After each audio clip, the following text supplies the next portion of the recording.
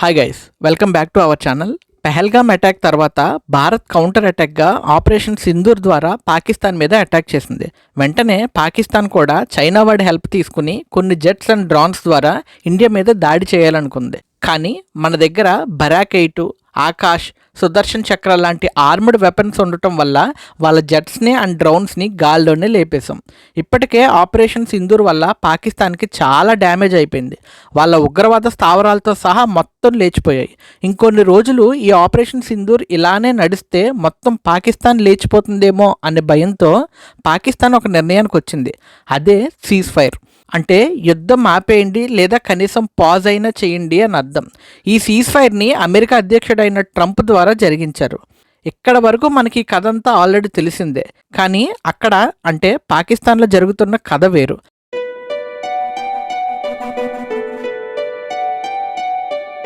Actually పాకిస్తాన్ని rule చేసేది అక్కడ గవర్నమెంట్ కాదు, అక్కడ ఆర్మీ ఆఫీసర్స్. సో పాకిస్తాన్ ప్రజల్ని కాపాడాలనే ఉద్దేశంతో అక్కడ గవర్నమెంట్ సీజ్ ఫైర్ నిర్ణయాన్ని తీసుకుంది. సో యుద్ధం ఆగింది కదా అనే ఉద్దేశంతో ఇండియా కూడా కొంచెం సైలెంట్ అయింది. కానీ విత్ ఇన్ 3 hours మళ్ళీ పాకిస్తాన్ జమ్మూ శ్రీనగర్ మీద మళ్ళీ దాడి చేసింది.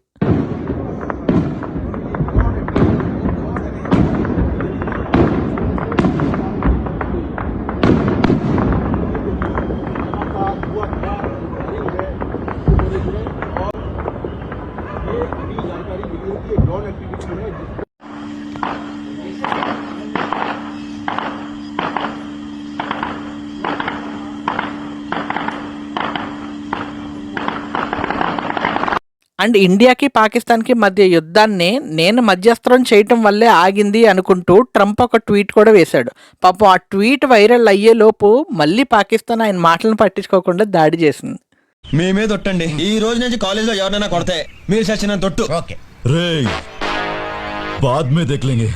ఏంట్రా బాద్ మీద దేఖలేగా నా కొండేగాన్ని. అయితే అసలు కథ ఏంటంటే సీజ్ ఫైర్ అనేది పాకిస్తాన్ ఆర్మీకి కూడా అస్సలు ఇష్టం లేదు. వాళ్ళకి ఇండియాతో యుద్ధమే కావాలి. అందుకే సీజ్ ఫైర్ ప్రకటించినప్పటికీ అవేమీ పట్టించుకోకుండా మళ్ళీ దాడి చేసింది. ఆల్రెడీ అడుక్కు తినే పొజిషన్కి వచ్చేసిన పాకిస్తాన్ని పాపం వాళ్ళ గవర్నమెంట్ ట్రంప్ను అడ్డం పెట్టుకుని సీజ్ ఫైర్తో వాళ్ళ దేశంలో కొంతమందినైనా కాపాడుకుందాం అనుకుంది. ఇంతలో వీళ్ళ ఆర్మీ ట్రంప్ మాటను పక్కన పెట్టి మళ్ళీ దాడి చేసింది. సర్వనాశనం చేసావు దరిద్రి పెదవా. చేతుల దాకా వచ్చిన డబ్బు చెడగొట్టేసావు. ఏదో వచ్చిన కాడికి 4 రూపాయలు పంచుకుని జంప్ అయిపోక ఈ పగల ప్రతీకారాలేంట్రా. రేపటి నుంచి 100-50 అన్ని అడుగుతున్నాను. మీ మొక్కలు చూసి ముష్టి కూడా ఎవడాడు. మొక్కల కింద అడిగేస్తావా? వచ్చింది ఎవరనుకుంటున్నావు? గోవిందరాజులు మామూలుగా నిజానికి యుద్ధం ఆపటం అనేది మన వాళ్ళకి కూడా ఇష్టం లేదు. ఏదో సీజ్ ఫైర్ అని అడుక్కున్నారు కదా అని చిన్న గ్యాప్ ఇచ్చాం. ఇంతలోనే వాళ్ళ కుక్క బుద్ధిని మళ్ళీ చూపించుకున్నారు. ఇంకా మన ఇండియా కూడా వెంటనే బార్డర్ దగ్గర ఉన్న మన ఆర్మీని మళ్ళీ అలర్ట్ చేసింది. డియర్ ఇండియన్ పీపుల్స్, ఏం భయపడకండి. సరిహద్దులు మొత్తం భద్రతా బలగాలన్నీ చుట్టుముట్టాం.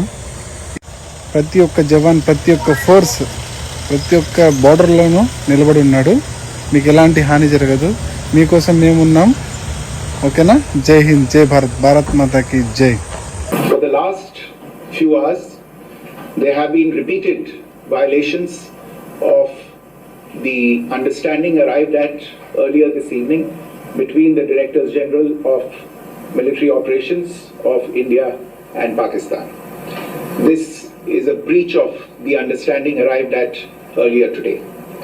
The armed forces are giving an adequate and appropriate response to these violations, and we take very, very serious notice of these violations. బేసిక్గా పాకిస్తాన్ ఏమంటుంది, మాకు మా దేశానికి శాంతి కావాలి, ఊపిరి తీసుకోవడానికి కొంత టైం కావాలి అని అడుక్కున్నారు కాబట్టి మనం సీజ్ ఫైర్కి ఒప్పుకున్నాం. లేదు మాకు రక్తపాతమే కావాలి అంటే ఆల్రెడీ వారం రోజుల నుంచి మీ రక్తానికి ఇండియా బాగా రుచి మరిగింది. మళ్ళీ ఆ ఛాన్స్ మాకు ఇంకోసారి ఇస్తాను అంటే మేము మాత్రం ఎలా వదులుకుంటాం? మీరేమనుకుంటున్నారు? పాకిస్తాన్ మొత్తాన్ని లేపేయడానికి ఇదే కరెక్ట్ టైం అనుకుంటున్నారా?